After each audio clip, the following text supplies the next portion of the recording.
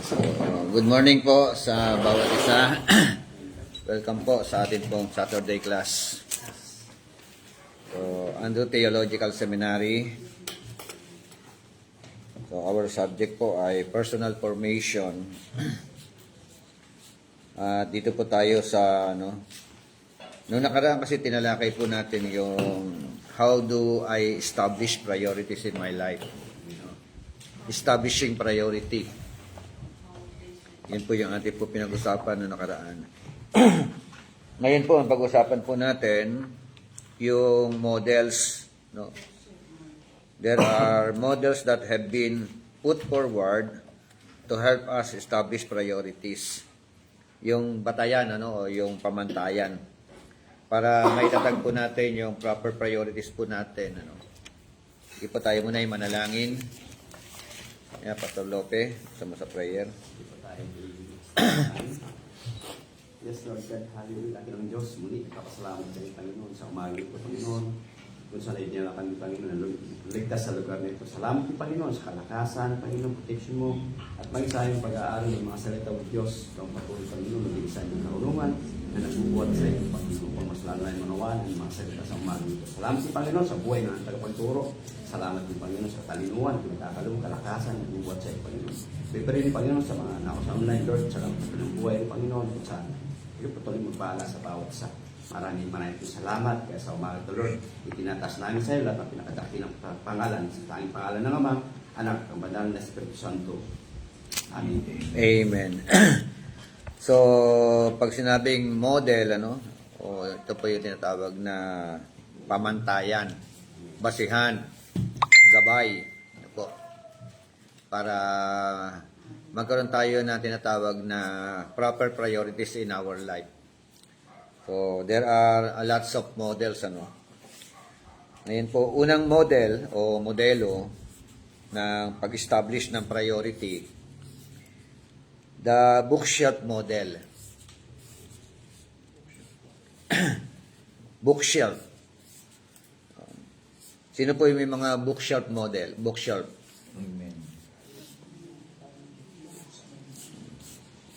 So, ito yung parang library, Nagkukuhanan ng mga Oo. wisdom. So, may mga aklat na lagi kang ginagamit, At nakabalangkas yun. Sabi nga, in this model, all of life is seen like a bookshelf, with shelves, one on top of the other. So, yun daw po, sa model daw na ito, sa pamantayan na ito, in connection to our life, meron palang bookshelf. At sa bookshelf na ito, may mga, meron daw shelves na merong pinaka sa itaas. So, ano yung nilalagay doon sa pinaka itaas? Siyempre, yun ang mga libro, di ba? Mga pangunahing yung kailangan palagi mong ginagamit, di ba, yung mga ganun o kaya kung yung ituturo mo, tinuturo mo palagi, laging laging study Bible. kaya yan, ang dami kong libro sa taas. Ngayon, yung mga ginagamit ko ngayon mga libro, ang nandiyan sa baba. Pero doon sa taas, ang dami, nakareserva lang yun. Kaya binaba ko naman dito yung mga priority na ginagamit ko, mga study lesson natin ngayon. So, dito raw po, in this model, all of life is seen like a bookshelf with shelves, one on top of the other. Ano ibig sabihin po nito? Anybody? What does it mean? Parang sinasabi ko, Bishop, na itong modelong ito ng buhay ay makikita katulad ng bushel na nangingibabaw siya sa iba. So, merong one on top of the other. Hinahalin tulad. Merong sa taas, at merong susunod sa kanya, and then the next is all, yung parang ganun, ano. Meron na sa ibaba. So, ganun po yung tinatawag na priority. Kaya kung alin nasa taas, yun ang dapat natin i-priority. Yun ang dapat na unahin. Ano po?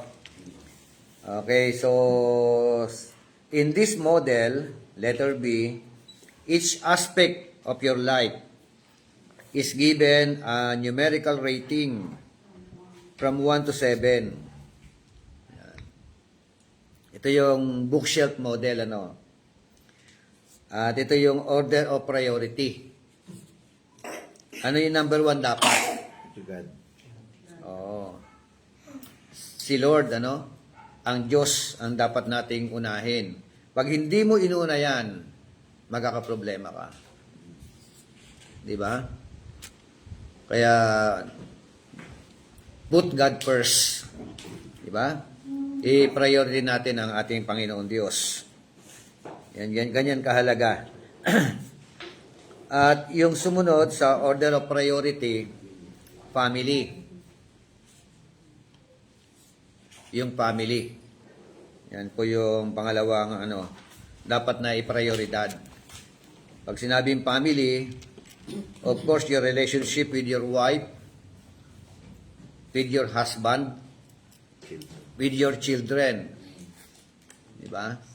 So, yan po yung ano. Pagka Siyempre, hindi sumunod, magkakaproblema ulit. oo, di ba? Kakaproblema ka pag hindi naging ano, naging yan ang naging pamantayan mo, prioridad mo sa buhay. So, pangatlo sa order of priority, yung church. No? Kung saan ka nakabilang. No? Yan po yung sumunod na priority. Tingnan nyo yung mga ano nito. Tapos ministry. Ika-apat na ano, tinatawag na balangkas. Yung pong ating ministry. Ano-anong mga ministry natin?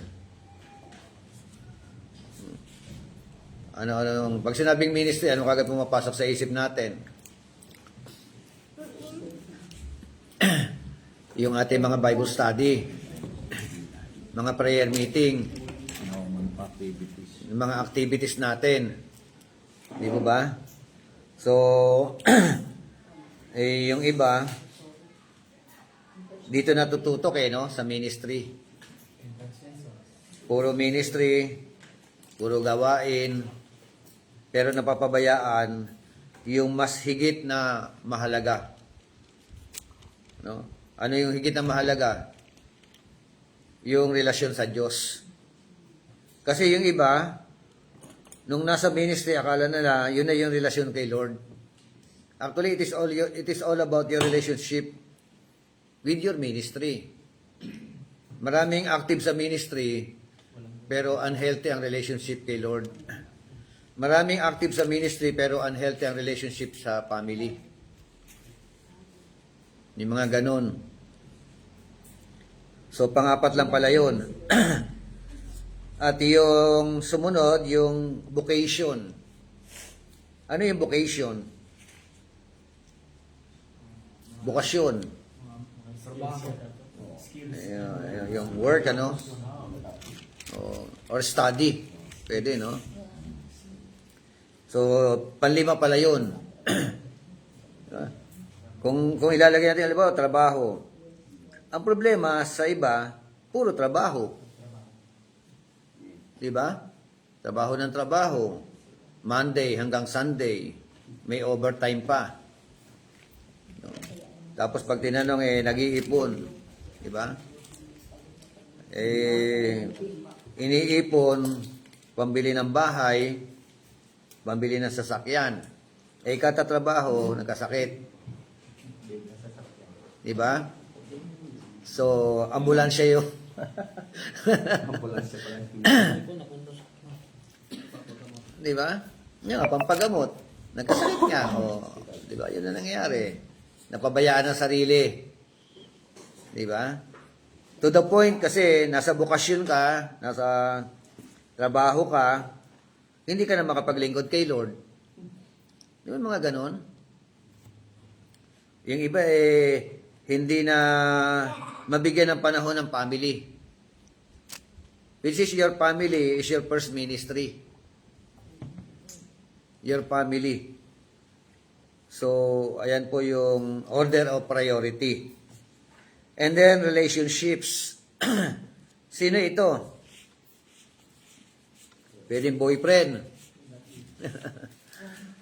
O kaya yung mga family members mo, yung hindi yung inner, ano, iba yung inner, ano. Mga kamag-anakan. Di ba? Friends. So, yan po yung ano. At yung pampito, yan. Me, myself, or I. Ikaw na yon. So, 7 priority pala yung sarili. Ang problema, nagiging number 1 yung pampito. Di ba very common sa mga tao? Apology. Di ba? Kaya, dapat meron ka nito lahat. Hindi po pwedeng, wala kang panahon sa sarili mo. Tama ba? Amen. Kaya sabi ko nga, kami pamisa-misa nagpupunta kami ng SM. Tapos umuupo kami doon sa yung hilot, naghihilot ng mga upuan doon. O, kasi nakalagay doon, me time. Me. Di ba? Tapos time. O, may time ka din sa sarili mo. Pag sumobra, nakabubog. Kaya minimum na 1 oras. No? Papamassage kami doon. So may mga ganun po. Ano nyo rin yung sarili niyo, no? Bigyan ng oras. Bigyan ng oras, di ba? Alagaan ang sarili. Tama? Kasi minsan hindi na natin binibigyan masyado ng pansin yung ating pong mga sarili or whatever. So yan pala yung bookshelf model. Okay ba itong model na ito? Amen. At letter C, there are some problems with this model. O, meron daw problem. Ano na yung pwede maging problema sa modelo na ito? Sabi nga, if you followed this model, you would never get off of number 1. No. You can always pray, worship, and read your Bible more. Sa modelo na ito. No? Another one, sometimes the most appropriate thing to do is to do what is best for you. No? Ano ibig sabihin? Sometimes daw, o minsan daw, yung most appropriate thing na ginagawa, kung ano yung makakabuti sa iyo. Ang gusto lang natin. Yun, di ba? Like for example, rest. Good morning po. Recreate. Yung iba naman, puro rest at puro recreation.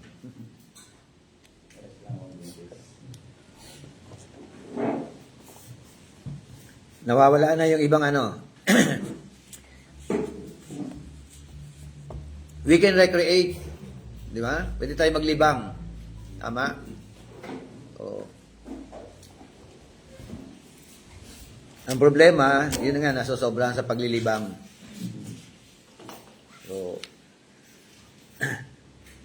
another problem regarding dito sa model na ito, it can lead to a compartmentalization of our life. So, God wants it all. So, He wants to be the Lord of our family life, social life, and even our free time. God wants all of the shelves and all the books on the shelves. Gusto daw po ng Panginoon, ano, na lahat ito, kaya nga itong dapat, mabigyan natin po ng oras ito, ibig sabihin. Tama?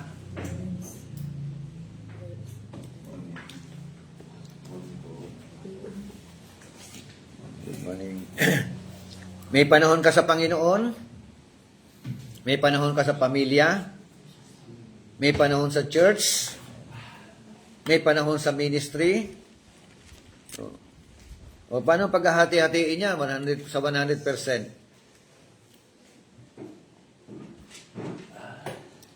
Yung 7 na ito, tigil ilang porsyento?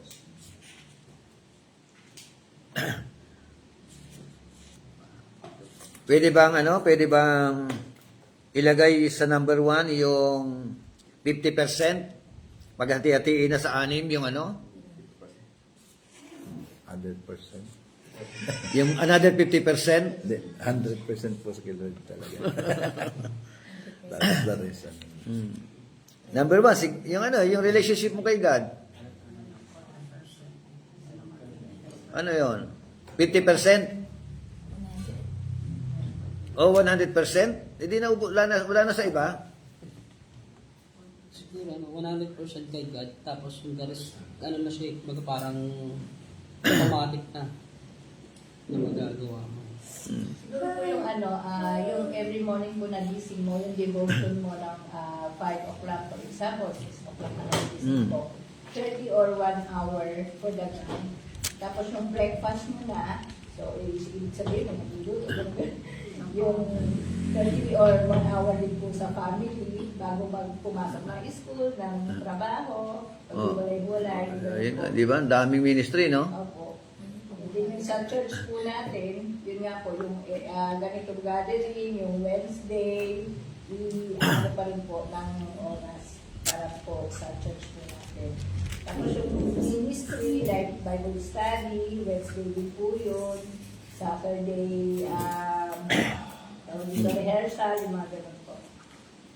And then yung sa vocation po natin, sa work, ito na po yung siguro nabibigay-bigay na po natin yung oras natin para po. So, how can you personally establish a relationship with our God?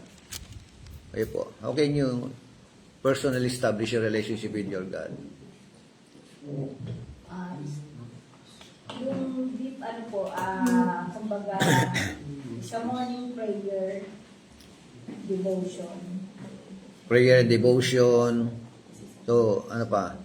Bible reading. Bible reading to the So, Word of God. So, yun ang pare-pareho, ganun po ba ang paraan for you to establish a relationship with our God? Everything dapat nandun parati si Lord. So, sa family, nandun parati si God dapat. Sa church, nandun pa rin yun. Kung baka sa nangingibakong pa rin. Hindi ibig sabihin na si God, Okay, sige.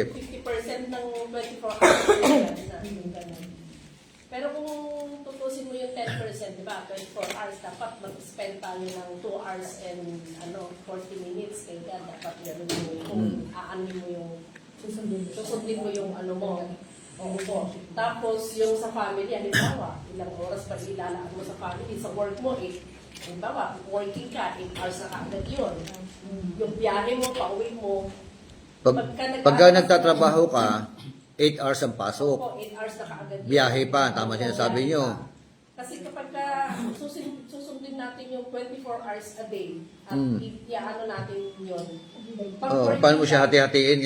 Paano nga natin hati-hatiin ito sa atin? Lahat tayo, pero 24 hours lang a day. Opo. So, ganun yung, pwede yung 50% may God, yung mga ganun, hindi ganun yung sa akin para sa akin.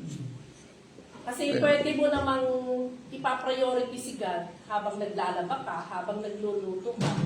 Kasi nga, di ba, sabi nga sa... Pwede yung kumakanta. Maawit. Relationship kasi yung binibigyan mo dun kahit sa yung ginagawa mo, nandun pa rin si God about all else sa ginagawa mo sa family mo, sa church, sa ministry, sa vocation, ano yung ginagawa mo. Si God pa rin yung... Kaya mo ginagawa yun para sa Sentro, oo. Opo, parang ganun. Pero yung kung babalikan ko yung tanong, how can you establish your relationship with our God? May tuwing ano. Sabi niyo, through Bible reading, through prayer, Priority through siya. devotion. Priority. So, ibig sabihin, kung puro ganon, kung yun ang paraan for us to establish our relationship with our God. So, tapos sasabihin natin 50%. So, ibig sabihin, kung meron kang 24 hours, 50%, Yun ang ginagawa niya. 12 hours, 12 hours ilalaan mo kayo. Bible reading ka, Imposible. prayer, Sa totoong buhay, hindi devotion, wala na, di ba? So, di ba? Hindi ko alam kung tama yung mga sagot o tama yung tanong. Magkaiba yung relationship sa fellowship.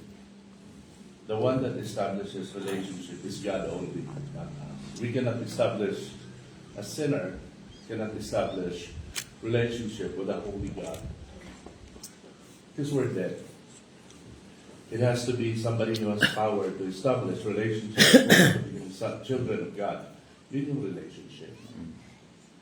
So, an unborn baby cannot establish relationship with his parents unless his parents give birth to him. So, the only one that can establish relationship with God is God.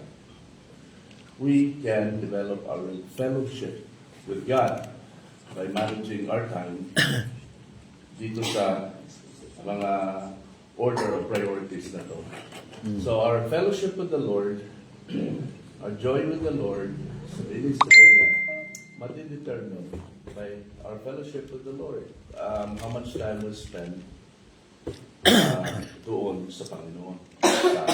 Yun yung view sa area na to.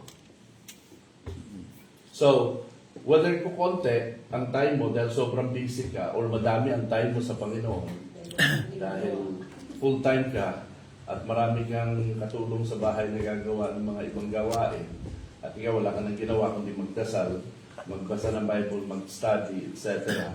You may be able to establish a great fellowship with God, but having fellowship with the Lord is also having fellowship with everybody else around you, your brethren. Kasi baka magiging ano ka na lang, doorman, closed door, Christian ka na, parang kang mongha. Ayun. Diyos na lang kausap mo. No? Wala ka ng ano.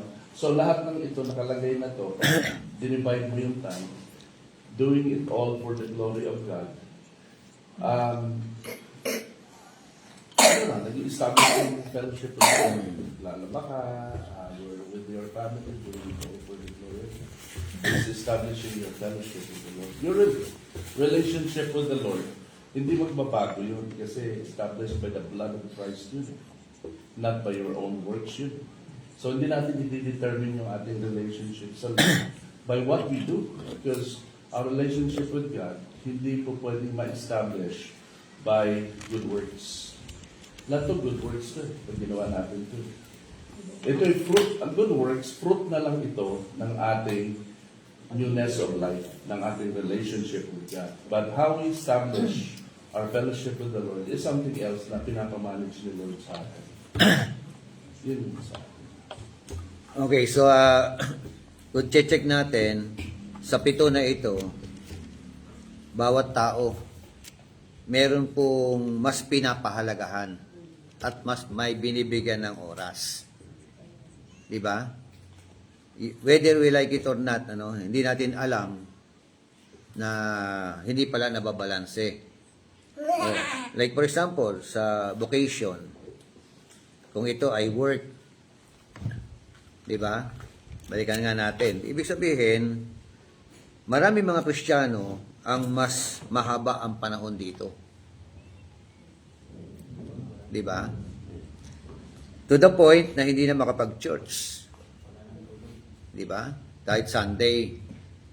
So, unbalanced talaga. No? Ito yung kasi yung nakita ko isa sa mas very common sa kahit sa mga Kristiyano. Kung sa vocation kasama ang pag-aaral o may mga estudyante tayo mga miyembro na Hanggang magdaling araw, nag-aaral eh. Project. Di ba? So, ayun po. Kaya unbalanced talaga. Yung iba naman, yun nga, relationship. So, paano natin ito maiano? Paano natin ito mariresolbahan? No? No? Kung 100%, 24 hours tayo, no? Kung 100%, ano ba, pwede bang hati-hati? Divided into 7%. 7% divided by 100. Ilang porsyento? Di ba? Pero kasi nga, ang realidad, yung iba naman mga pastor, puro ministry. Di ba? So, for them, ang ministry, pati yung mga halimbawa, mga pastoral organization, part of their ministry. Merong maraming mga Bible study na hinahawakan. Di ba? Bible study doon, Bible study dito. No? Cell group dito, cell group doon. To the point na hindi mo na, yun nga, wala ka ng panahon sa pamilya. Di ba? O kaya wala ka ng panahon sa sarili mo. No? Kaya hindi po pwede i-obra bishop yung 24 divided by 7. No? Hindi kakayanin sa 7. Kasi, Kung sa 7 divide by, ilang porsyento bawat isa? ano siya, 3.4. 3 3 hours and 40 minutes. I-divide natin sa 24 hours divided by 7. Oo. Paano kung working ka, 8 hours mo yun, bigla. Hindi. Kaya- Pwede i-divide Oo. yan sa... Kaya yung mga nagtatrabaho, nahihirapan na sila magkaroon ng Bible reading, ng prayer. Time Diba? management na lang Yun, yung nga, paano natin siya, ano? Importante ang time management. Kinakailangan mag-allocate ka, ititingnan mo yan siguro sa weekly basis, not on daily basis. So, in a week, ano ba yung priority? Ano ba yung kailan papasok yung more time sa family? Kailan papasok in a week yung more time sa ministry? Yung gano'n, i-ano mo siya. Hindi mo siya ma-divide yan sa 24 by 7. Hindi kayang i-divide talaga. Pero pagdating dapat bishop dito sa number 1, top priority mo, siguro bago ka gumawa ng lahat, paggising na pagmulat mo pa Oo. lang. Katulad Top yan. priority mo na si God. Oo nga, number 1 yan ha. Number 1, yung ating relationship with our God or fellowship with our God. Pero nandiyo siya sa number 1, ang natural o ang common, hindi po natin siya nauuna. Marami mga Kristiyano hindi ito inuuna. Paggising pa lang sa umaga, walang prayer, walang devotion, walang Bible reading. Nagmamadali ka agad, maligo, gagayak, maghahanda ng mga... Nasa number 1 siya, pero ang realidad, ang totoo, hindi siya nagiging una pagising pa lang. Pagising natin, cellphone nga ginahawakan. Hindi na nagpe-pray. Di ba? O paano naging priority yun? Paano siya nauna? Buti nga, hindi nakalagay dito yung cellphone eh. Di ba? Pero ang katotohanan niyan, kung ilagay mo pang wala yung cellphone, that is the top priority. Nasa mindset na yun bishop. Di ba? Sa 8 hours po na working days, ano po natin, so 24, i-less mo po siya, ibig sabihin, meron ka pang 14. Yung travel time mo pa, preparation mo pa, hindi mo pwede.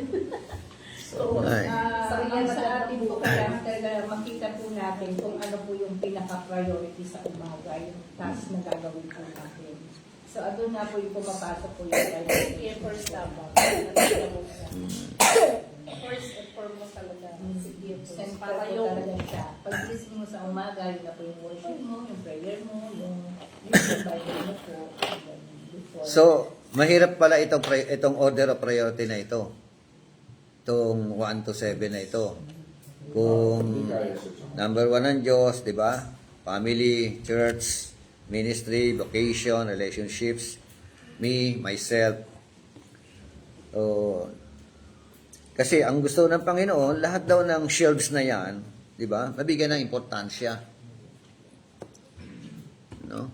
Mabigyan ng oras o panahon. No? Concern po siya diyan. No? Sa lahat ng shelves na yan sa buhay natin. Kaya, pag-usapan natin yung better model. Parang sinasabi dito, Bishop, na yung Panginoon, sinasabi dito, siya ang magiging Lord ng ating family life, siya ang magiging Lord ng ating social life. At sa lahat ng aspects, kasi ibig sabihin, every time na ginagalit natin itong anim na ito, kasama po ang Diyos. So, sa anim, dapat include ang Diyos. Yes, every time na say sa Diba? pagtatrabaho natin, Oo. pwede po tayong mag-worship, kumanta, or mag-ano ng i-ano natin yung memory. Di, ang ganda nun, ano, kung lahat ng, etong 6 na aspeto, kung i-include natin ang Panginoon Diyos, Dahil po kasama sa Panginoon. Ganun dapat talaga na. oh, Kahit nagbabiyahe tayo, Everything we do. nananalangin, for the Lord. nag-worship. parang ganun, put God first in your family. So, magiging healthy ang family mo. Ang yung relationship with your family kasi kasama mo ang Diyos. No? So, put God first in your church. Diba? O, ibig sabihin, talagang ano mo siya, bibigyan mo siya ng importansya sa buhay mo. No? Hindi ka na siguro manghihinayang kang mag-absent. Diba? O kaya siyempre, yung pagtulong sa church. Diba?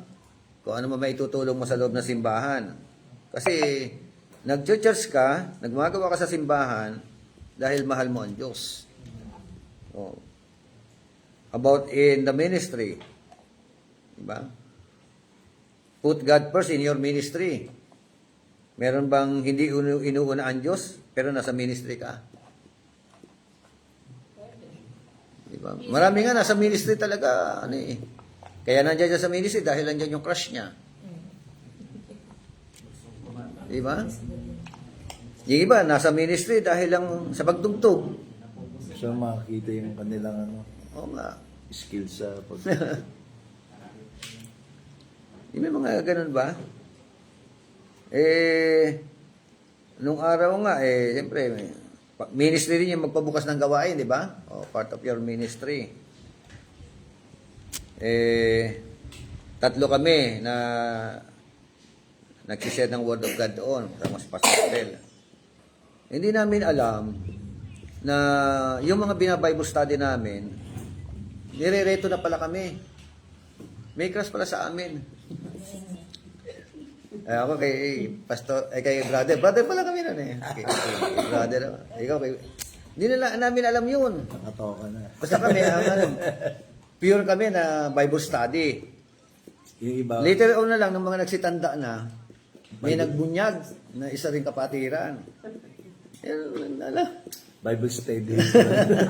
Kaya pala sabi namin, tuwing Bible study doon sa bahay niya, todong gayak talagang Masarap ang pagkain. Masarap ang pagkain. Di ba? Akala mo talaga, spiritual talaga no? Ayun pala, iba yung motibo, iba yung ano. Inspired pala sa mga nagtuturo. Binunyag yung isang kasama nila eh. Alam mo, Brother Lito, si ganito, na nagba-Bible study kayo sa kanila. Sa'yo, may gusto sa'yo yun. Ito naman isa kay Pastor Brother Boy, madawa na pala. So, yun na ganun. Hindi pala nawawala talaga yung ganun, ano. Kasama na yun. May konting pagtingin, ano. Kung mga kabataan. Doon naman sila mas lalong nag-inspire na nandun sila sa church, na active sila sa church dahil sa Oo, ayun, merong, kumbaga sa ano, no.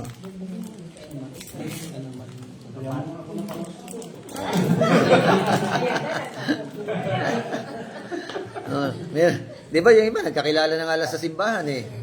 Kaya lang may disadvantage piece. Ah, Let's say, nagkaroon ng frustration, damay ang Damay ang church. Oo, yun naman. Dahil nga kaya nasa simbahan because of that guy or that girl kaya na mabasted.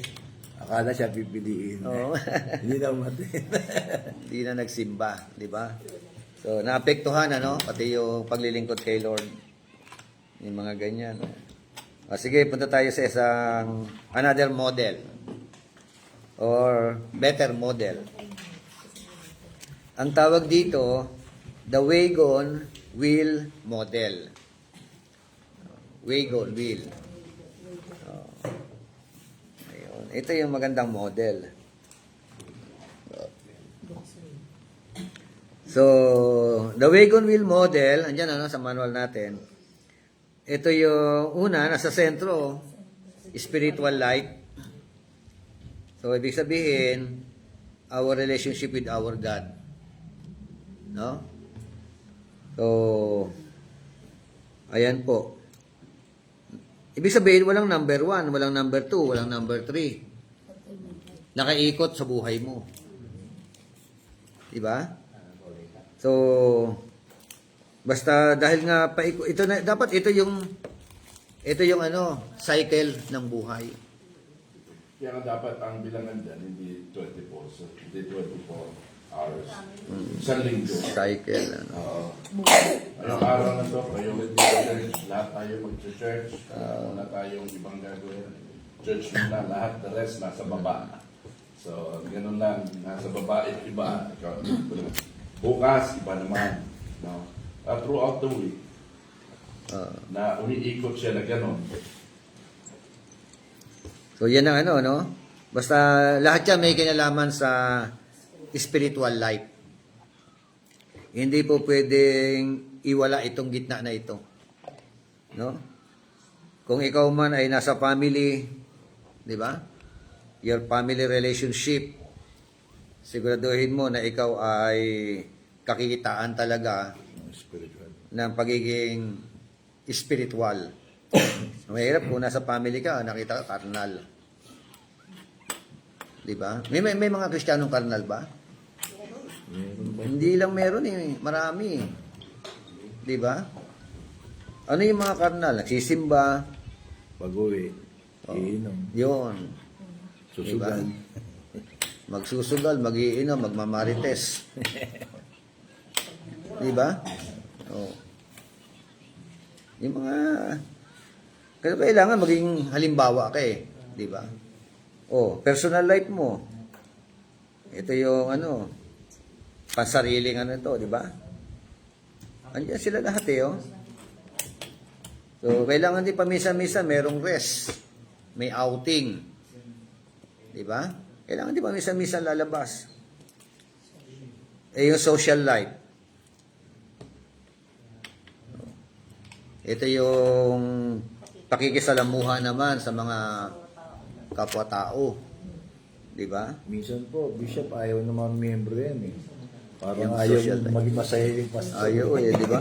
Kailangan din ang tinatawag na Pwede ka maglaro ng chess, pwede ka mag-billiard, pwede ka mag-bowling, huwag ka na magsusugal. Di ba? Minsan parang ayaw nga ho nila eh. Oo, pag gumawa ka ng tako, baka Pwede sabihin. mo Di ba? Ako lang din naman si Pastor. Ano ba ba? Parang akala si Superman eh. Yan ang Ayaw pag ganun. Parang ayaw pa Hindi din. ka nagkakamali si Pastor. So, nasa sentro ang Diyos o yung spirituality natin. Natalian niya. Okay, yung vocational. Diba? It is all about our career or our work. Diba? Oh, church.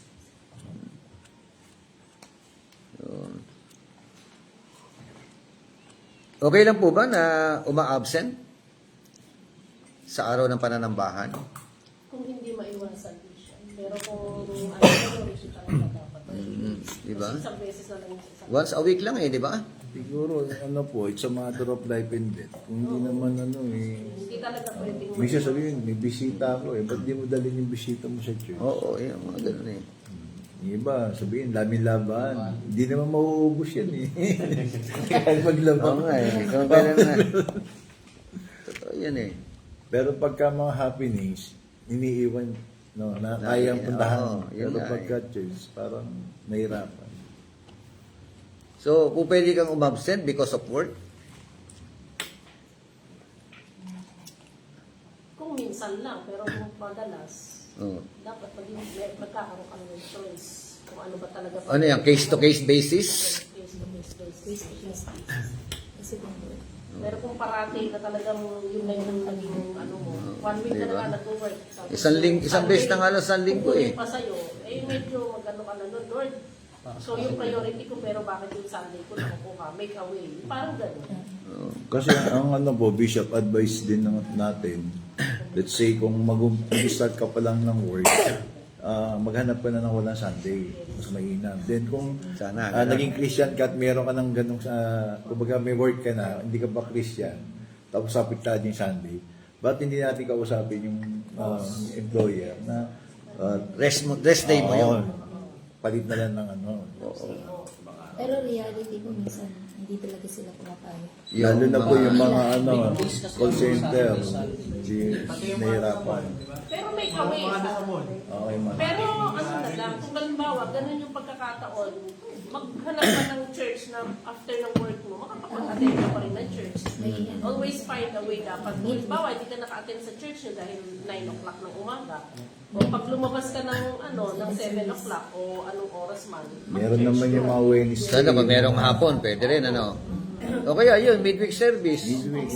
Hindi ka makati na Sunday. Attend ka na midweek. Same Oo, di ba? Eh, ang problema talagang totally, no? Minsan nga isang buwan wala ibig sabihin nun, hindi na niya priority ang No, di ba? Kasi pag mahal mo ang isang bagay, ipaprioridad mo yan. Lalaanan mo ng oras yan.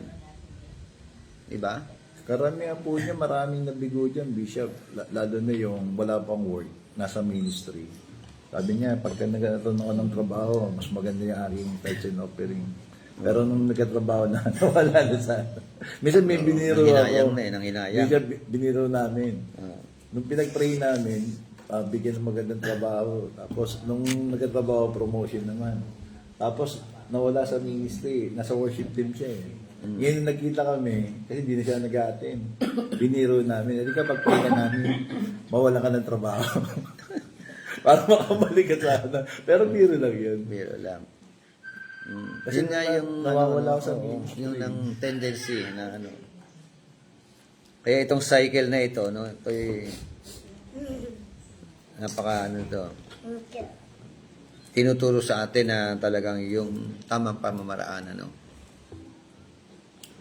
Okay, sabi nga sa model na ito, letter A, in this model, God is the center of all of our activity. Siya yung sentro. Umiikot ang buhay mo sa Panginoon. Nasa family ka man, tala mo ang Panginoon, nandiyan ka sa Nasa work ka man, kasi iba pag nasa work na, iniwan sa simbahan ng Diyos. Nagiging yung... Di ba? hindi mo pinapakita ng Christian. O kailan nawawala ang Diyos? Kapag nasa work ka, minsan, pag may activities. Di ba? Kung bagamundo yung senaryo ng activity, ganun ka rin.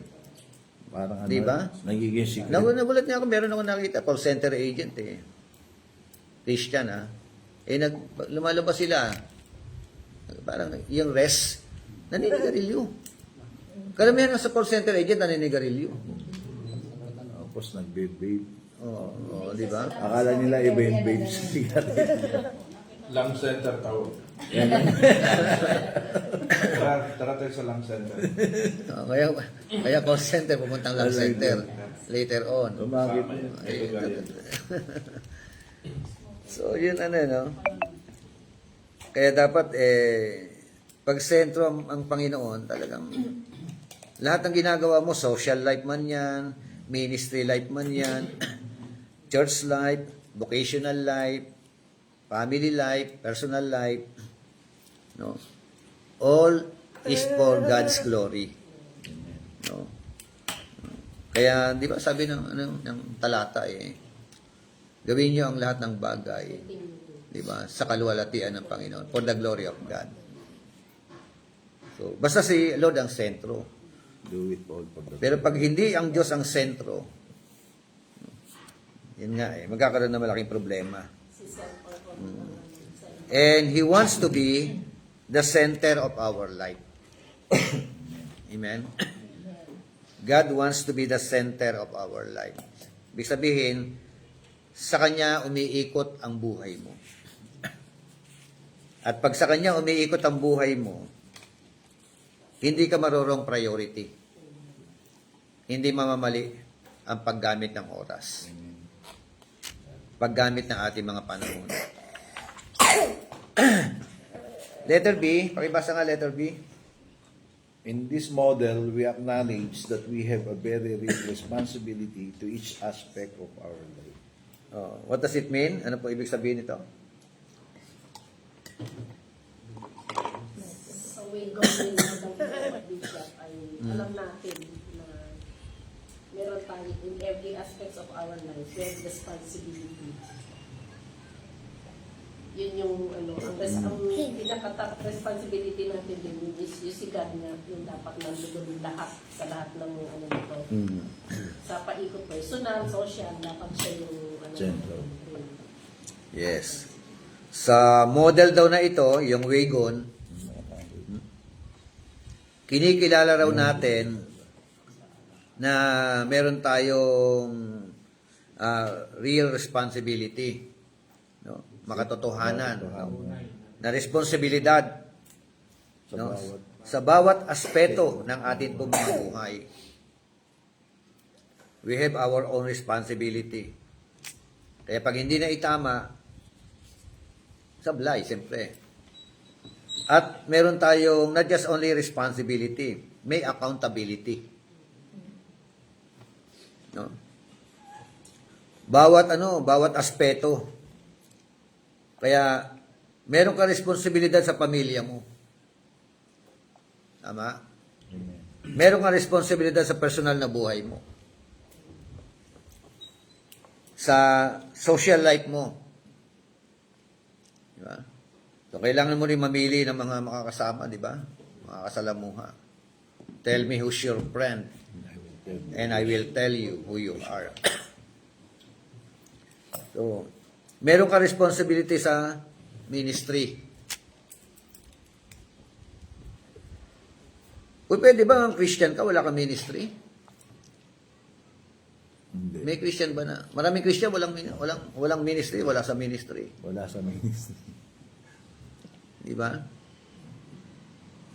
So, when you become a Christian, dapat meron kang ministry. We have a different talents that God gives. Yes. Oo. So, meron kang responsibility sa church. Amen? So, ano mga responsibility sa church? Bahagi ba ng responsibility yung mag-ikapo? Number one. Di ba? Bahagi ba ng responsibility yung pagdalo palagi every Sunday? Di ba kasama yun? Hebrew chapter 10, verse 25. Huwag yung kaligtaan ng pagdalo. O do not neglect The fellowship yung mga fellowship na yan. at the same time. So, bawat aspeto, lahat na ito, aspects of our life. Vocational. So, ilan yan? 1, 2, 3, 4, 5, 6. Yan yung 6. Kaya kanina, number 1. 7 yun, ano? Parang ganun eh. Kaya ang hirap ayusin, ano?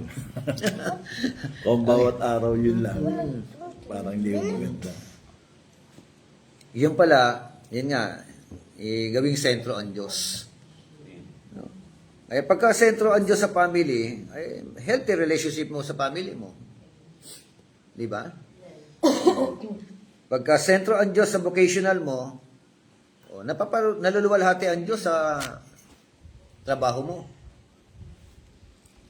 Pwede po ba magtrabaho ang Kristiyano sa sa paggawaan ng alak? Hindi. Pwede po ba magtrabaho ang Kristiyano sa Casino. binguhan, yung Casino. Casino, yung casino. Pwede. Hindi po. Accessory tayo din. Yeah. Yung mga tanong Alala ko lang, Bishop, yung nagtindahan ako ng Ayun. ano, Magtinda ng alak. tindahan ako, tinda ako ng alak, ng games, ganyan. Sa yung pagkain. Yung Kasi kapitbahay, yung malakas sa amin pero yung pinapos. yung kapitbahay po namin, 5,000 a day po kinikita. Walang alak, walang sigarilyo. Lahat sa kanya bumibili. Oh, pwede ka kumita ng ganong kalaki, no? Nagugulat nga yung iba, wala siyang alak. Wala kayong alak, wala. Hindi. Christian po kami. Pero Pastor, may mga Christian na may nagtitinda pa rin na anak sila. Meron. Mayroon nga. Kasi malakas daw. Oo nga po. Talaga, mayroon po ako ng nakita. Kasi pagka halimbawa, nalasing yung mga yun at nagkaroon ng mga insidente, sakay bumili ng alak. Ito kay Pastor. Ito po yung Tulog na si Pastor, ginising namin eh. Ayun nga, ito. May accountability doon sa Merong real responsibility, no? Dito sa... Meron po kaming ka-church din po, yung gumagawa sila ng mga isa seasoning, yung mga chemical. Eh, alam niya, nakakasira ng nag-resign sila. Bago sila nagtayo na lang sila ng business. Kasi nakikita nila yung side effect ng mga chemical sa katawan ng tao. Nakikita nila kung tapos talagang raw, buti na natin, nakakain daw natin yung mga seasoning. Ayun nga. Mga lason ho talaga pala yung mga seasoning. So ito, yung 5 na ito. Siguraduhin po natin sa 6 na ito na nakapaikot sa buhay natin, ang Diyos ay napapapurihan. Diba? Pag hindi napapapurihan, huwag mo nang gagawin. Bawa social life, nagiinuman kayo. Diba? Nagpe-pray mo na rin. Tapos nag-pray muna kayo bago kayo inom. Napapapurihan ba ang Diyos? Minsan Pag pa hindi nga, napapapurihan, nagsusugal, nagpe-pray, Lord, patamayan mo. Lord, patamahin mo ako sa loto. Tapos pagka nanalo ko, papagawa ko simbahan. Ganun mga prayer, ano? Kaya di ba Bishop, masama ako magsugal. Kung sabihin, ganun ba, Bishop, masama? Sayang, magbibigay pa naman sana ako ng 10 million sa church. Nanalo Sige, ko, dito.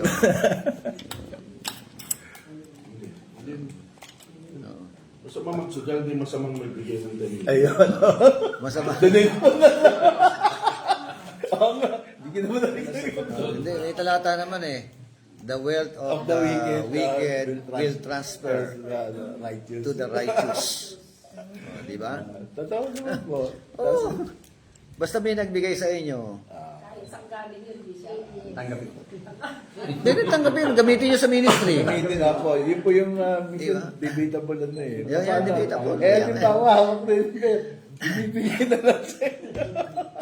Binigay sa'yo, sinabi sa'yo kung saan galing yun. Galing yan sa masama, ninakaw mo yan doon sa konsensya mo na yan ngayon. Oo. Ikaw na kasi sinabi. Conviction Ikaw mo na na yan. kasi nag-decide. Pag hindi sinabi, wala kang pag-decide. Eh, pag binigyan ka, wag mo na tanongin. Ano na yan? Saan Pero galing? paano, Bishop, Thank you na lang. Galing Pag sa konsensya ka pa eh. paano yung sa Taga-Vizcaya?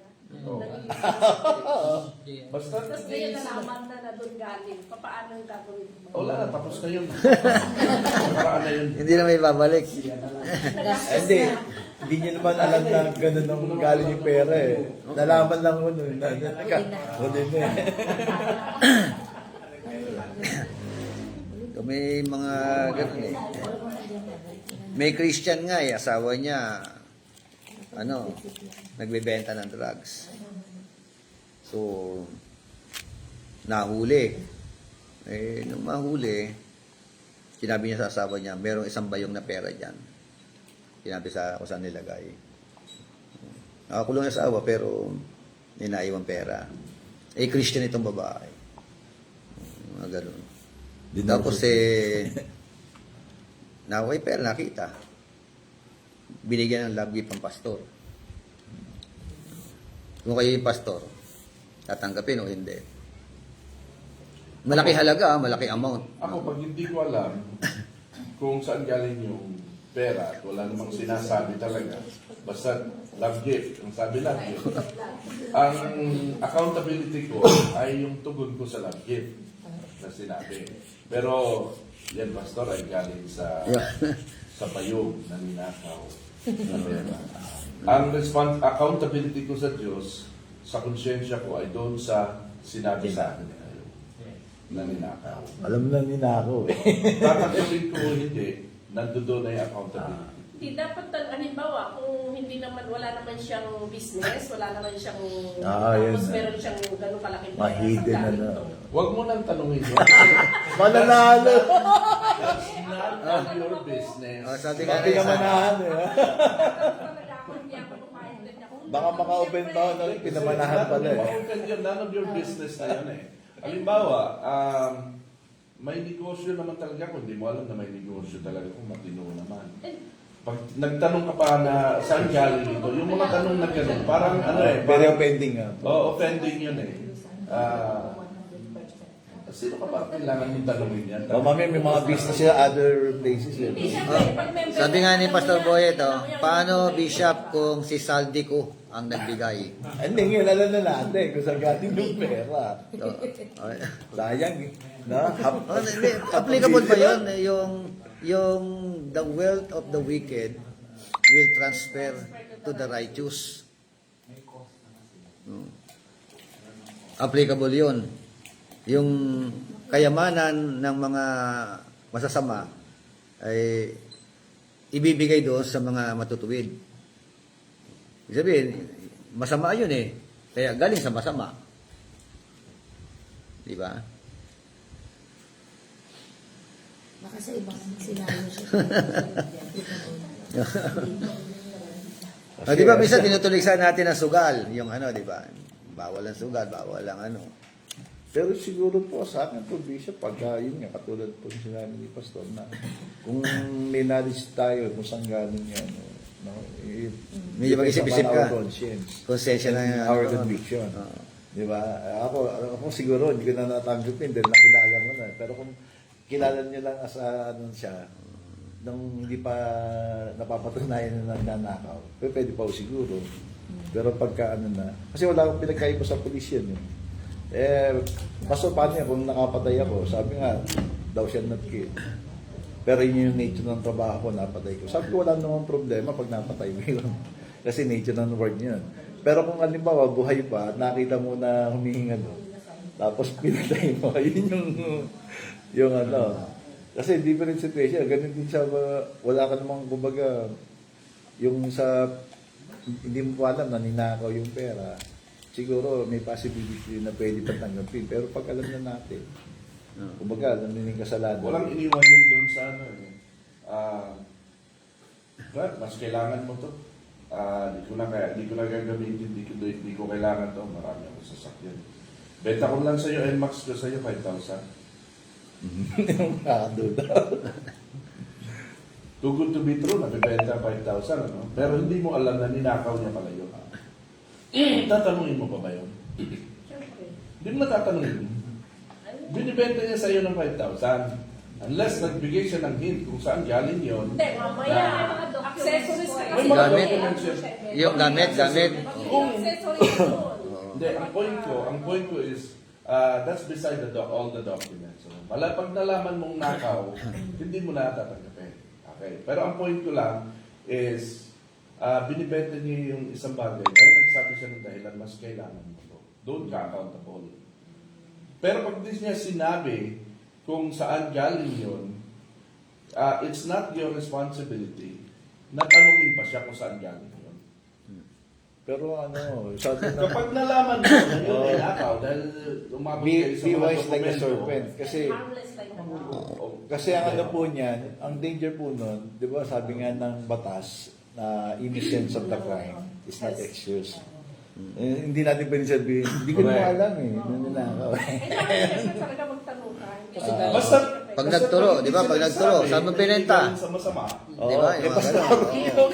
Kasi kaya sa batas natin ngayon, pag bumili ka ng isang motor, tapos di mo alam na sa nakaw, tapos naalaman ng polis kung kanino yung pinenta. Yeah. Oo, yun. Damay ka doon. Damay ka doon. Accessory ka doon. Oo. Damay ka doon. Isang ka rin sa lahat ng mga ino-offer sa iyo. Kasi sa anti-fencing, Oo nga, pagdating nga sa dokumento, malalaman mo kung yun ay nakaw. Kung walang dokumento at nagduda ka na, doon ka natatagi. Pero ang sinasabi pwede ko po is, yun, may ang document. point ko, Yes, oo. ang point ko Pangalan is, niya.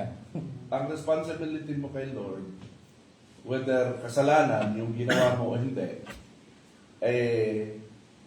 yung pagtanggap mo o hindi, ay nakasalalay doon sa kung anong sinabi sa iyo. Oo. Pag na-discover mo na yun ay galing sa masama, ibalik mo na sa kanya. Kasi pagka binenta kayo ng 5,000, kailangan with proper documents. Oo, proper Diba, may mga deed of sale, may mga ORCR. Kung clear yun, kung clear. Tapos kung sa pangalan mo. Kasi minsan, yung mga ninanakaw po ng mga magnanakaw, nandun po yung mga ORCR. Pag questionable na yung dokumento, eto na, alam mo na kagad yun. Na hindi nakapangalan sa kanya. Oo.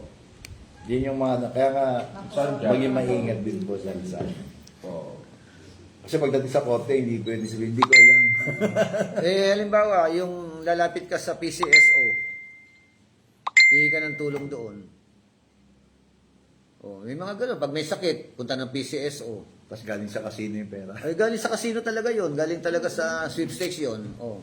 Charity po kasi yung sa ano, di po ba? So, anyone, lahat naman po open. Pero kaling sa sugal kasi. So, masama ba yun? Ang humingi ng tulong doon. Kumbaga, yun na lang yung last hope na pagbibigay sa inyo. Para ma-opera ka doon. Hindi yung guarantee letter, eh, no? Guarantee letter, eh, no? Oh. Madalas na humingi ng tulong, di ba? Kahit na mga Christian, humingi ng tulong doon, eh. Kung may malasakit na rin po. Oo, yun. Bigay. Kasi nakakalungkot nga lang po, doon sa sugal, yung mga marami po mga negosyante roon na nagpapakamatay because of gambling. Oo. Tapos lahat na ibenta na nila. Tapos parang ang dapat din kontrolin po ng pagkor natin yung mga ganun nagsusugal. Minsan lahat na naari-arian. Oo. Yung extension of kumbaga yung amusement, parang hindi na nila inaano. Kaya yung Pati kaluluwa nila na ibenta na isanlaan na sa mga ano eh, di ba? Pati pamilya, pati yung nga pagdating, PCSO nakikinabang. Kasi yun po yung nakakalungkot na. Pero kung sa charity naman, kumbaga hindi natin alam, katulad din, sabi ni Pastor, na wala namang kinalaman dahil sa ganun. Siguro pwede natin i-accept. Kasi charity po yun. Pwede rin magtrabaho sa PCSO. Basta lahat ng mga corruption, huwag na po. Yung mga Christian, papasok ka rin, sekretary ka, halimbawa, di ba? O, ano. Marami Siya, naman parang pwedeng idol pasukan na talaga. ano eh. Karumal-dumal ba kung pumasok ka doon? Kasi once na nawawala yung spirituality, pagka napunta po tayo sa Trabaho lang, walang personal. kahit sa costume, kasi nagtrabaho po ko doon. Check Ano ba, San Miguel, ano? Di ba? Parang sekretary ka sa San Miguel. O, San Miguel Beer, di ba? Yung ano, laking company niyan. Tapos malaki ang mga Laki ng mga ano niyan, mga Kaya benefits. depende po sa conviction po natin kung alam na natin na hindi na nag-glorify sa Lord. Kaya nga sabi, in everything we do it for the glory. Sa tingin po natin, nag-glorify pa si Lord sa ginagawa natin. Do it. Pero pagka hindi na po, siguro mas maganda po, umalis na po tayo doon.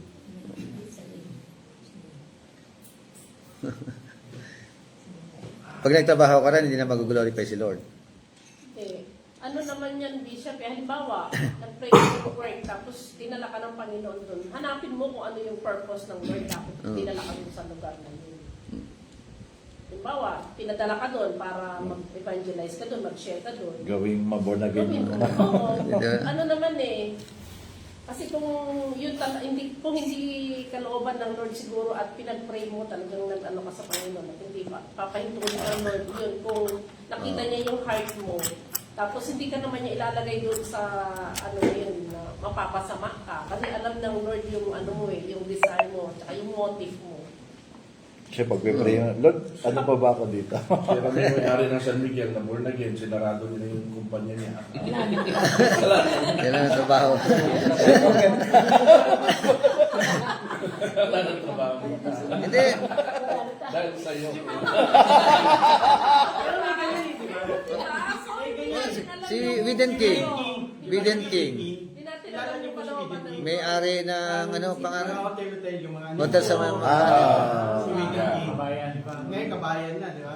Oo. Nalasan niyo lahat natin yan. Sinarado yun. ano naman. Ayun ba yung Anito, yung kabayan? Oh, yung Anito Lodge dati. Anito. Siya may-ari yun. Nakita ko sa Pasay, kabayan naman. Ngayon kabayan na eh. So, naman hindi natin pwedeng limitahan yung yung possibility Kasi na iba itayo yung yung, paraan. Couples Fellowship. Tapos ng Couples Fellowship, sige, mag-overnight kayo dyan, bawat room. Oh, libre, no? Sa libre. Ginawa na nilang prayer, yung Kasi Di ginawang na transform. lahat Di ba ng mga- na-transform? Diba? Mula sa Bishop, yung doon, hindi natin pwedeng i-vacuum tayo sa isang ito. Dapat hindi ako pwede dito. What if yung kalooban ng Lord sa'yo, may mission si Lord sa'yo doon. Oh. Kasi importante, huwag mong gawin yung ginagawa nila. So, gawin mo, maging ilaw ka doon sa lugar na yun. Kasi gano'n naman ang natin maging light tayo dun sa kadiliman na yun. So, let's just, hayaan lang natin ang Panginoon na labitin tayo doon. Yung hanapin natin yung purpose na Lord. Siguro ang point dito, kaya na yung spiritual life nasa dyan sa sentro, is whatever you do, Do it for the glory of do it for God. the glory of God. Yung spirit ang mag-guide sa'yo, mag-lead sa'yo, mag-convict sa'yo, which way to go, what is the right thing to do. When it comes to that particular moment of truth na nangyayari na yung isang bagay. Pag led ka ng Holy Spirit, if you're filled with the Holy Spirit, led ka ng Holy Spirit, hindi ka gagawa ng isang bagay na alam mong hindi makaka-glorify sa Kanya. So talagang yan. To others, it may not be acceptable, but sa iyo, based on the leading of the Holy Spirit, May purpose. kaya we cannot question it. Basta yung tao, bakit niya ginawa yun? Bakit Siya nandoon. But yun ang niya, we cannot judge him. Accountability niya yun sa mga. Kaya nga, sabi nga dito, responsibility natin, meron tayong real responsibility to each aspect of Of our life. our life. Oh, letter C. In this model, no one aspect of our life is seen to get only the leftovers. Ano ibig sabihin? Tira.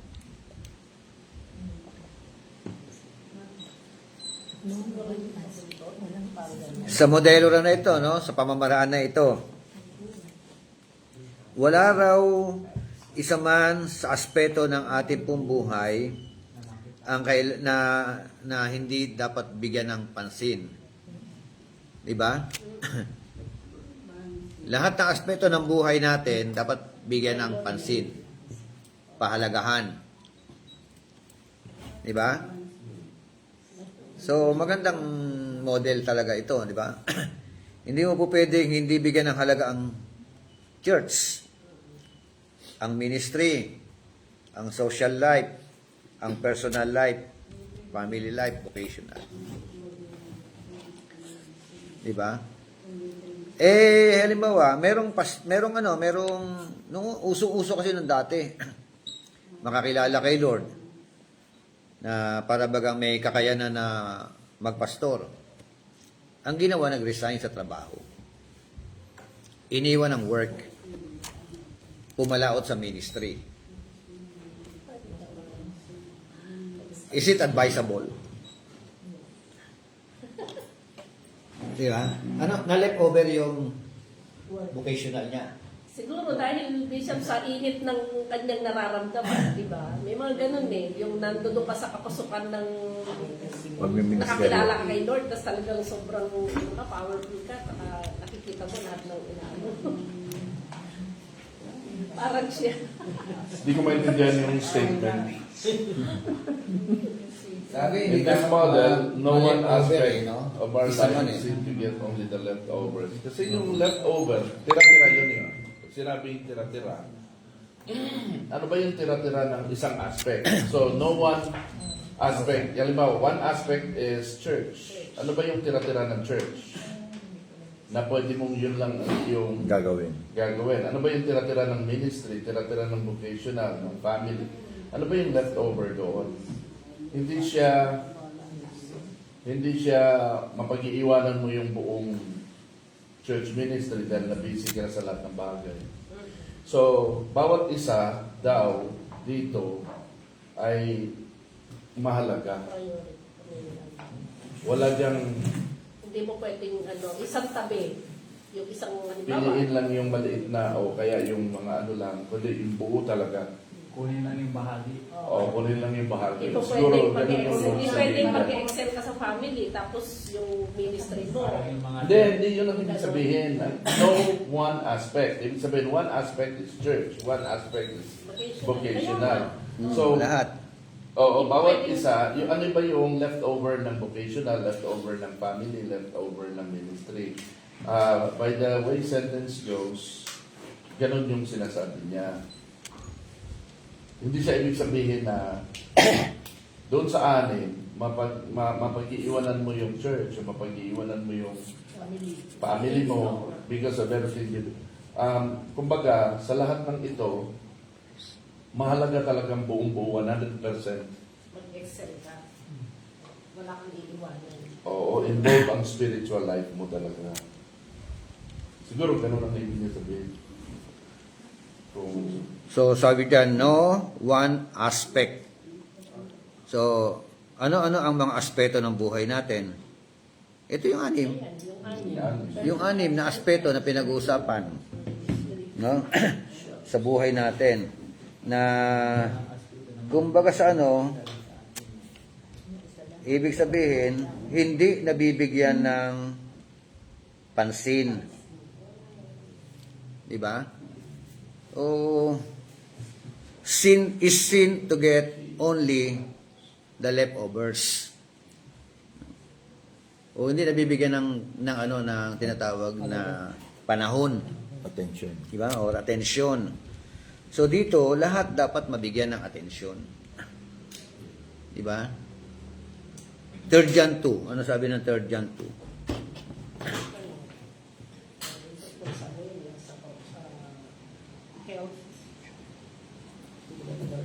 Beloved, I pray that in all aspects you may prosper and be in good health as your soul prospers. Tagalog nga po. Mahal kong kaibigan, idinadalangin kong ikaw sana'y nasa mabuting kalagayan at malusog ang katawan, tulad ng iyong buhay spiritual. Oh, di ba? Hindi lang ano no, hindi lang yung Physical. spiritual eh. No lang spiritual. Hindi lang spiritual aspects eh, pati physical. Physical. Di ba? So, kahit, halimbawa, super spiritual ka, mahina naman ang katawan mo. Di ba? O, paano ka magagamit mightily ng Panginoon? Di ba? So, kaya nga lahat ng aspeto, ito anim ang pinag-uusapan natin dito.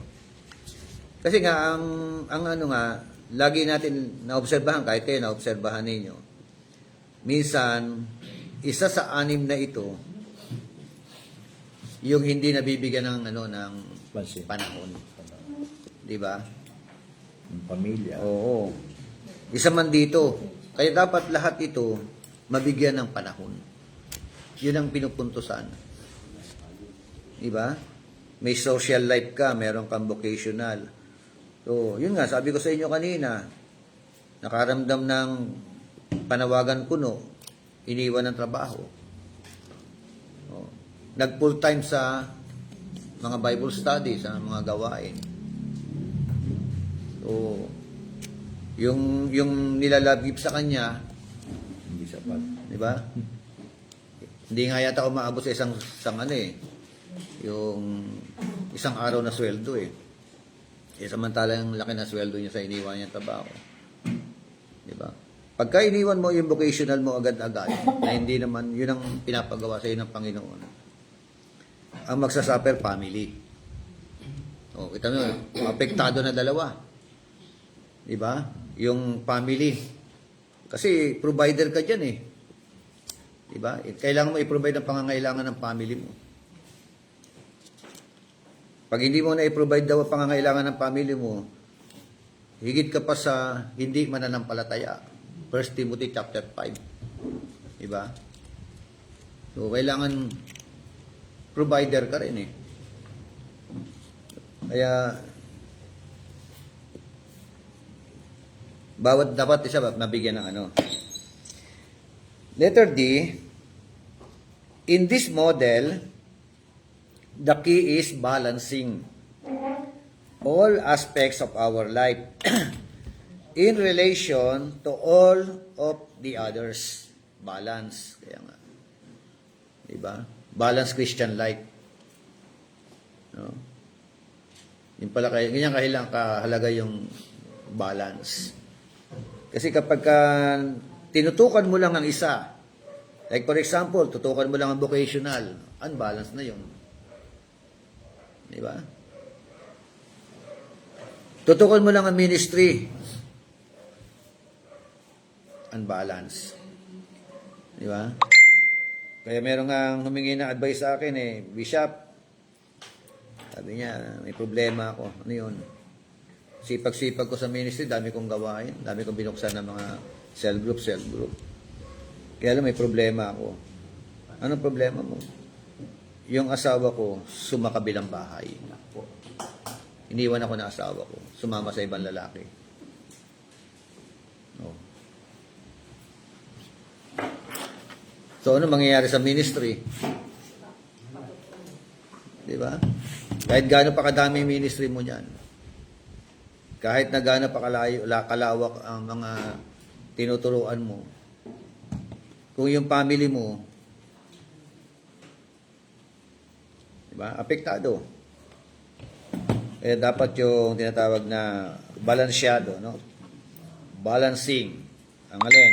All aspects of our life. Yung 6 na yan. Kaya pala, Bishop, meron po mga anak ng mga pastor. Pagka tinanong yung mga bata, paglaki mo rin, magpapastor ka. Ayaw. Ang laki ng tangga. Hindi po. Di ba? Kasi na-experience nila yung ano eh. Nakita nila, hirap na hirap sila. No? Minsan nga, dahil nga kulang din ng ano sa family, yung mga anak na nagiging addict. Opo, na Meron ako hinawakang kaso niya sa barangay. Kung todo talaga yung ano, yung gusto niya ipakulong ang anak niya. Pastor siya, gusto niya ipakulong ang anak niya addict kasi ano na eh, talagang wala na pag-asa. Ninanakaw na yung kanilang mga kagamitan. Hindi ko ba, Lumalaban pa sa tatay. hindi ko ba yun nahuli sa 7? Hindi ko alam yun, baka yun na yun. Kasi nung tagal na yun, hinawakan ko baka yun. Page 7. Sa Station 7 sa dyan. Kasi So may mga ganyan talaga ngayon. umabot dun eh. Taga dito. Naging talamak. So may mga ganyan. Kaya napakahalaga yung balance. Ano? Letter E, in this model, certain aspects of our life can get more attention or focus in certain seasons depending on our purpose and goals. Paano mo siya mababalance? Paano mo mababalance siya?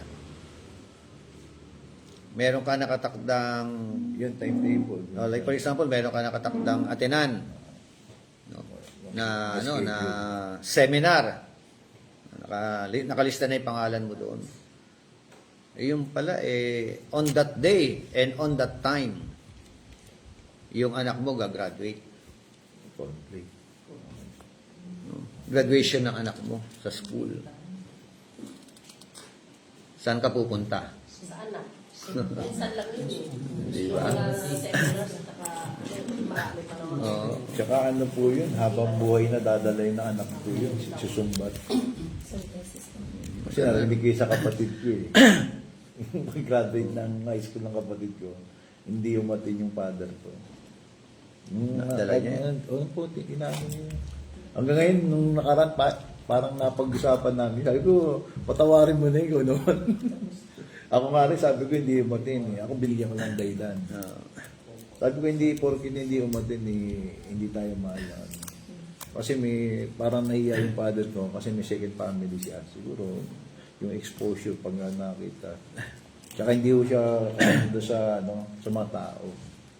Ako binibigyan ko ng dahilan. Sabi ko sa kanya, baka yun ang dahilan. Katawarin mo yun, patay na yun. Tagal-tagal na to. Hindi, alimbawa, okay, yung seminar na yon, ikaw ang guest speaker. Yun. Lalong tumindi, no? Lalong tumindi, no? Oh, di kaya nga, paano ngayon? Umaagaw Pwede pa. natin, kalin dito yung priority. No? Pero naman pwede bishop na iba pang pwede maging guest speaker doon eh. Ay, ikaw din sa anak mo, wala na ba pa? Paano kung malaki yung laki? May kotse. Dagdagan. Maganda ang pagbaba mo. Basta yung kotse nandun na.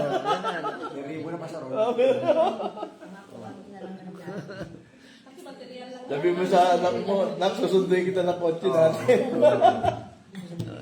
Di ba?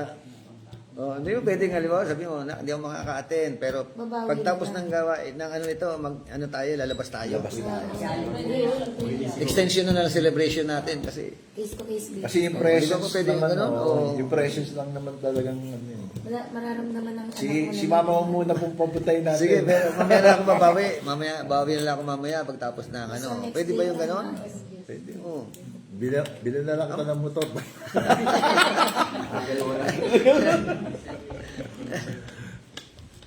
Hindi na yung mga case to case na ano. Pwede naman mag-schedule bishop ng ibang ibang speakers. Speaker. Mas marami naman na papalit pwede. Pero ikaw hindi mo pwede mapalitan yung position mo as father doon sa anak mo. Ikaw lang yung naging isang tatay doon. So dapat priority pa rin yung anak. Ay, yun nga, no? Anong, Kasi yung anak mo is forever na makakasama mo yan eh. Yung sa speaker mo is guest speaker. Din doon. Ako personal kasi pero may- kung pwede naman din na meron din akong experience na ganito naman yon, na invite ako as speaker siguro 2 months before na ang kanilang anniversary. So, naka-oo ko. Sige, ganito. Tapos, isang buwan bago dumating yung anniversary, meron na namang nag-invite sa akin, speaker din nila. Same time, same day. Pero nakakalimutan niya. Oo. Ngayon, itong una nag-invite sa akin, ang love gift, estimated maximum 5,000. Maximum yun. Estimated, ha? Itong pangalawa nag-invite sa akin, estimated minimum 10,000. Uy, ama. O, ngayon. snap naman. Minimum yun, ano? Word of honor. Oo. Diba? Paano mo siya, Ang sabi kasi dito, depending on our purpose and goals. purpose and Kung goals. ang purpose mo, kailangan mo mas malaki pera.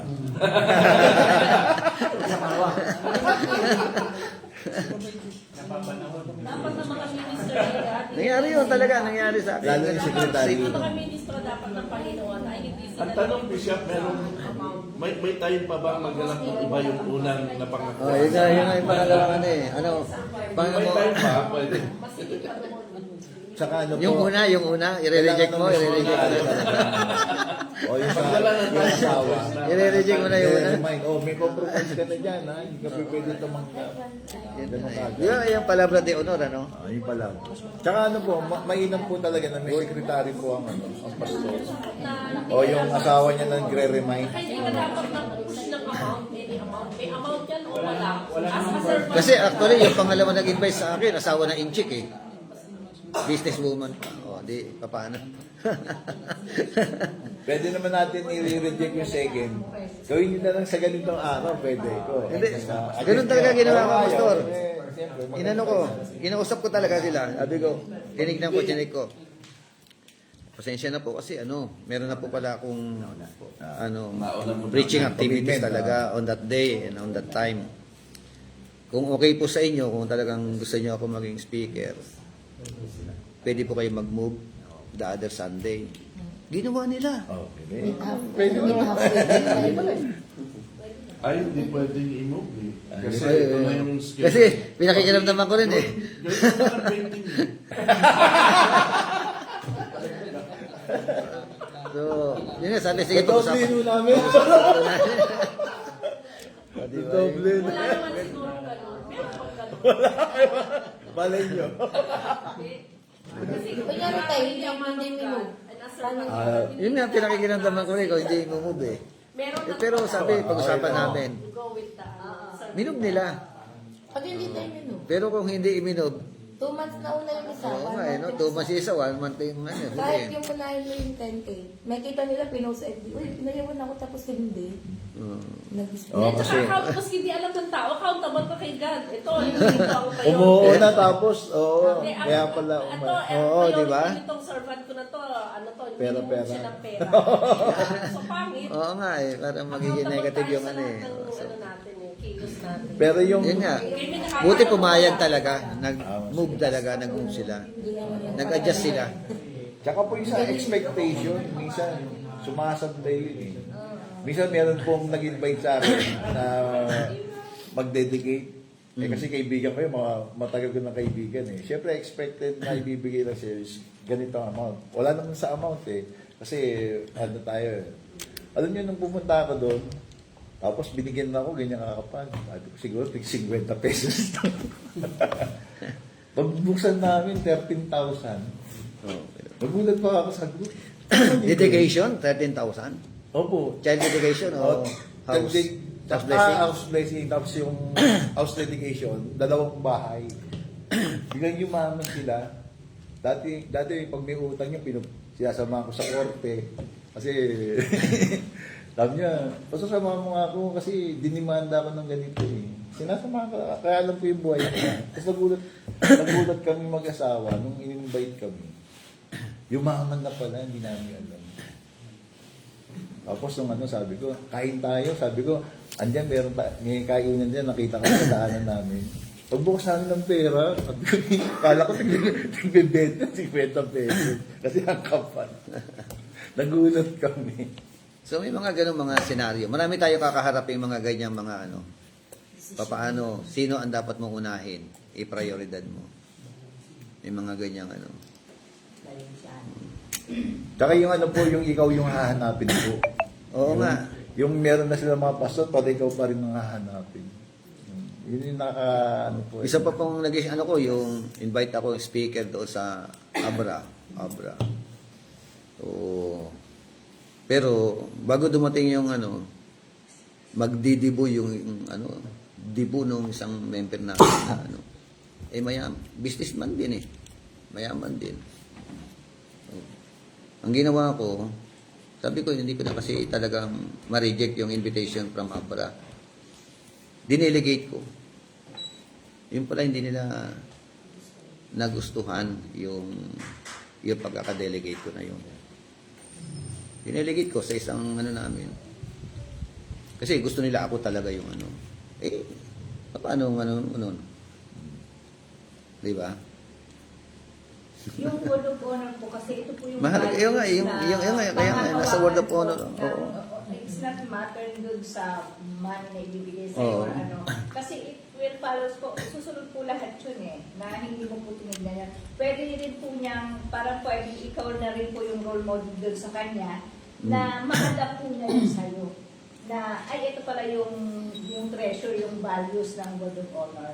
So, siya rin po, may papasa din po niya yun sa mga kausap. Pero naramdaman ko naging cost ng kanilang unti-unting panlalamig. Nawala sa iglesia, Ay, nakafocus sila sa family. nawala sa church. Hindi sila nakafocus. Meron kayong Kasi dinedigay may mga nito. gusto tayo. Dinilibits ko, iba. Na test Dito lang rin, sa atin. pastor Doon dito. doon na Pero sa- gusto kayo? Ano talaga yung Yun ang- yun ang pinahintulot ng Lord, accept it. Kasi hindi lahat ng gusto mo. Kasi minsan no, hinahanap talaga nila yung ano eh. Oh, Yung tao na ano. may mga ganun talaga, ikaw ang gusto nilang tumayo, ikaw ang gusto nilang mangaral, mag-bless. Dibo yun, no? So, Sa isang ministro siguro, pag ikaw ay kumukha ng mapag-usapan, na-invite kayo.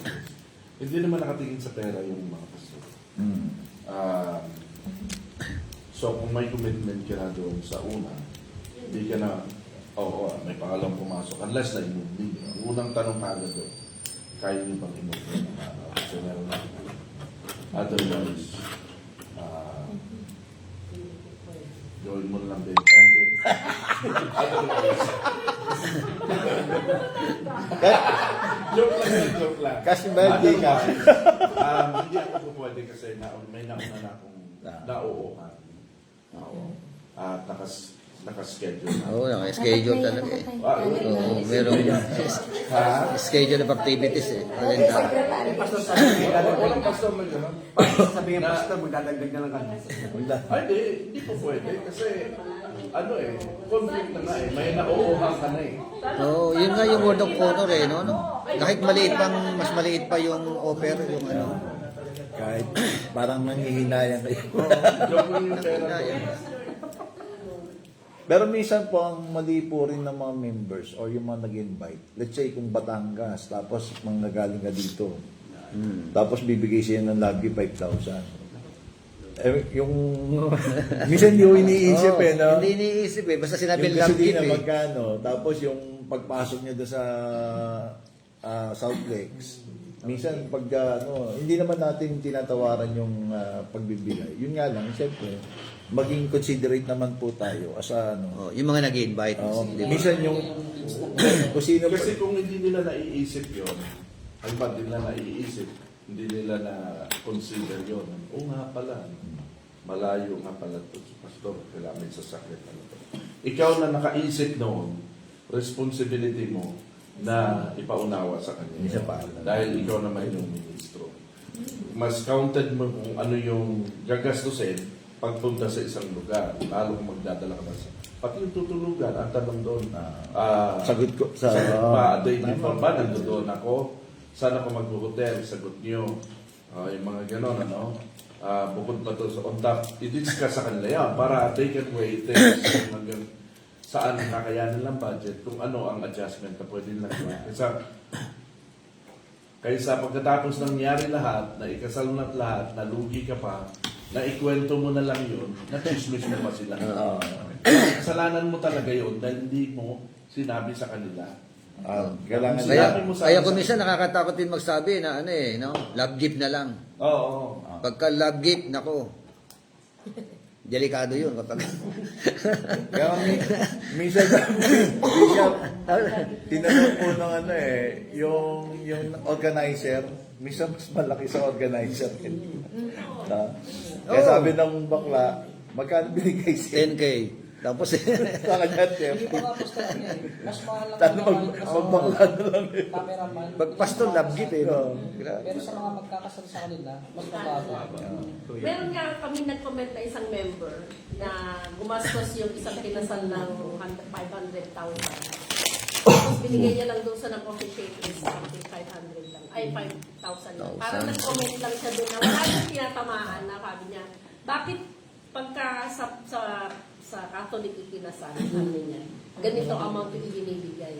Pero bakit pag pastor, sabi niya, Kaya minsan pastor pinakamaliit at mas malaki pa yung ginastos sa lahat ng Oo, venues. nangihinayang pa yun. Samantalang sila yung pinaka-importante Oo. nagbigay ng blessing sa atin. Parang ano lang siya, nag-comment lang siya ng open, ano lang sa Oh, maganda po yun.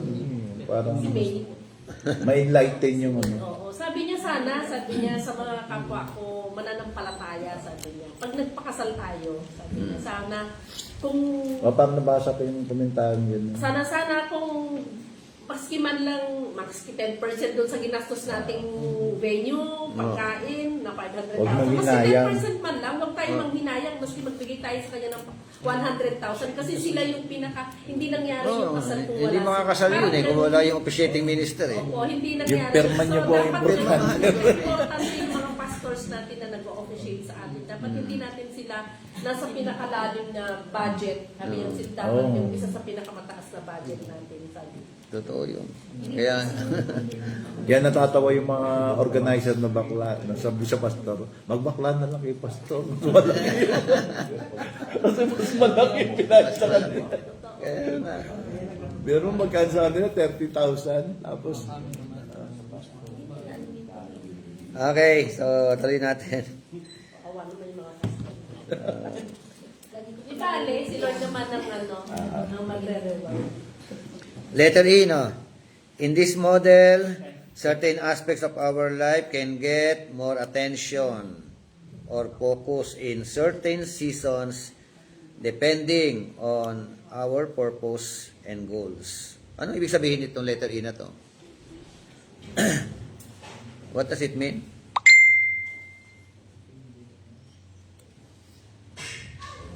Sa model daw na ito, ano raw ibig sabihin? certain aspects.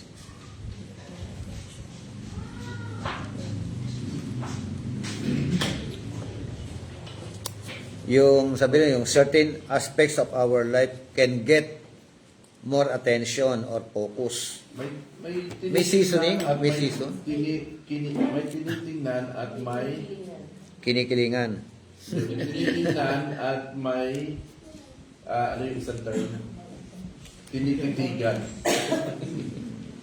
Meron kang mas meron kang mas Kung ano yung purpose mo at goal mo, meron diyang mas mabigat. So, sa certain season, di ba? So, may ano, halimbawa, panahon ng pagsimba, dapat magsimba ka. Di ba? Oh. Halimbawa, panahon ng yung ano ng family, bigyan mo ng panahon ng family mo. Yun na season, 'di ba? Kaya meron kaming family life eh. May family day kami.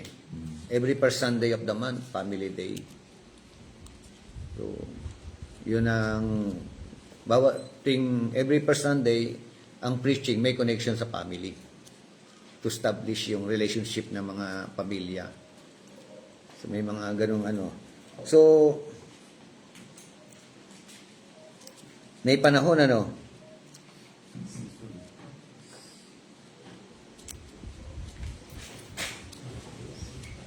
Ano ibig sabihin?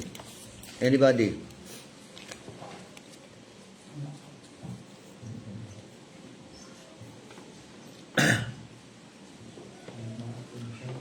Yung sabi dito, Bishop, na Sige, sir. certain model, itong bahagi ng aspeto ng buhay natin ay magkaroon tayo ng pagpapahalaga or yun nga, bigyan natin ng attention, ibig sabihin oras, yung bawat bahagi ng maging sa panahon man, depende sa ating layunin o yung Purpose and goals. gusto nating goals na maganap sa ating buhay. Yun yung bigyan natin ng priority, yung attention talaga, yung focus natin kung ano talaga yung layunin natin doon. So makita natin yung talagang layunin. Depende sa panahon. So may mga panahon na mas nilalaanan mo ng panahon yung isang aspeto na yan. No? depende sa pangangailangan. Yun, depende sa sitwasyon, sa goals, sa purpose. Halimbawa, merong family problem. Yes, so So, Bigyan mo siguro ng- mag-focus ka muna doon on that Oo. certain season. Oo. Hanggat hindi nasa solve yung, ano na yun, yung problem na yun. Ganun siguro. Mga family relationship. Kaya may problema sa ministry.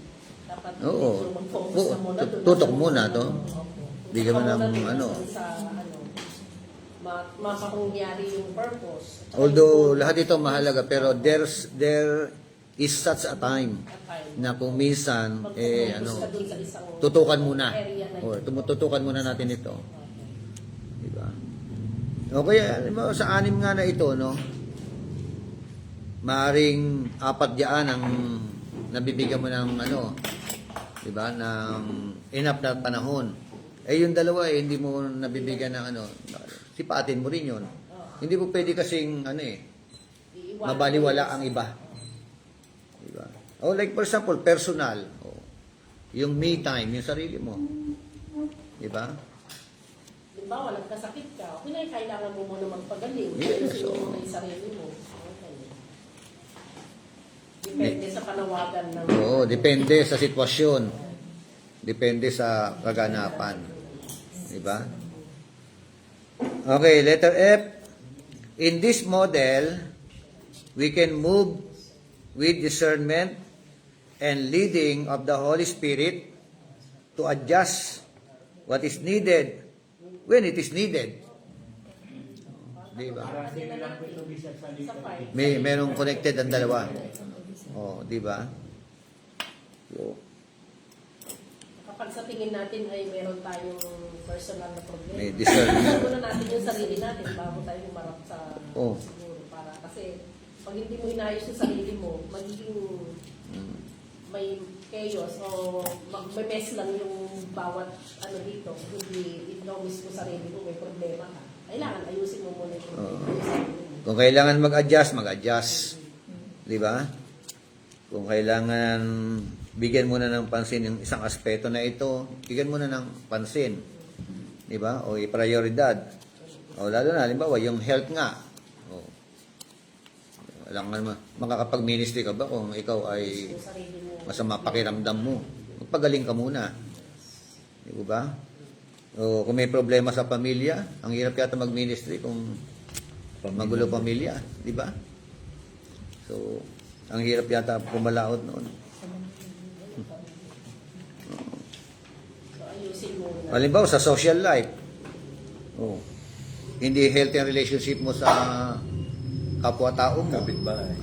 Di ba? O kaya kapatid sa pananampalataya. Di ba? Ayusin mo muna yon. Di ba? Sabi nga ng Bible, kung maghahandog ka sa Diyos at maalala mo na may sama sa iyo ng loob, okay, may sama ka ng loob sa kapatid mo, iwan mo muna yung handog mo. At makipag-reconcile ka muna. Kasi kung walang reconciliation, and yet naghandog ka, hindi ka tanggap-tanggap. Kasi may kim-kim ka eh. Di ba? So, kailangan kung ano yung dapat na ano, vocational, usapan natin. Okay? Meron pa kayong dagdag na ano? May tanong? Reaction?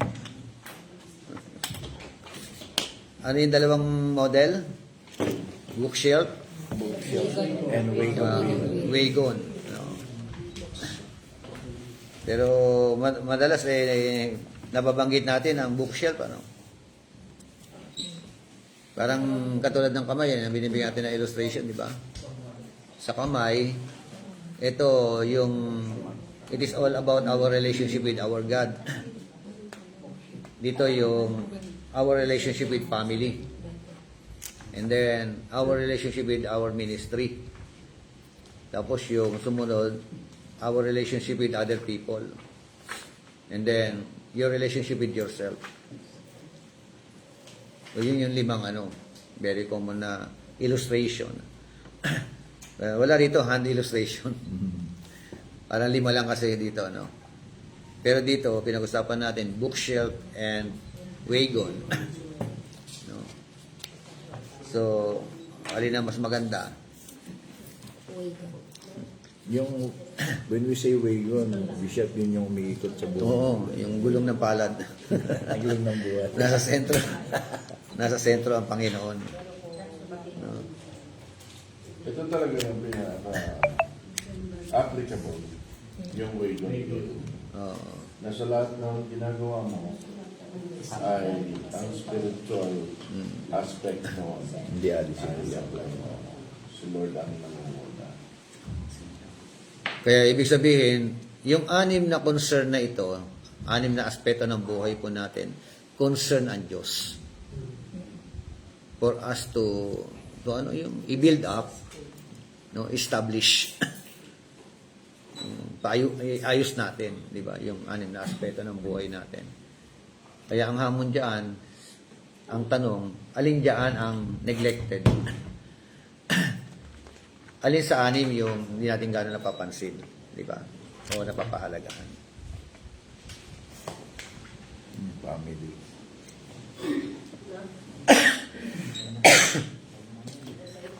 Sige tayo manalangin. Pastor Edwin, close us in prayer. Sige tayo manalangin. Maraming salamat aming Diyos na Ama sa iyong pagtuturo sa amin, paggabay sa amin, Panginoon, sa aming buhay, Kristiyano, sa aming ministry, at sa iyong pagkatawag sa amin. Maraming salamat, Panginoon, sa pag-aaral na ito na muli mong tinuruan kami at itinuwid kami at kami, Panginoon, ay lalong malapit sa iyo. Tulungan mo, Panginoon, i-apply namin ito sa aming mga personal na pamumuhay, sa aming pamilya, sa aming mga ministries. At maraming salamat, Panginoon, sa pag-aaral na ito kay Bishop Roque na nagbahagi sa amin ng aralin na ganito. Maraming salamat sa iyo, Panginoon, sa bawat isa at sa partisipasyon ng bawat isa, Panginoon, maging sa mga nasa online. Ikaw, Panginoon, ang patuloy na pumilo sa buhay namin, maging sa aming pag-aaral. Sa iyong lahat ng luwalhati, Panginoon, sa lahat ng ito, Ama, sa pangalan ni Jesus. Amen. God bless po.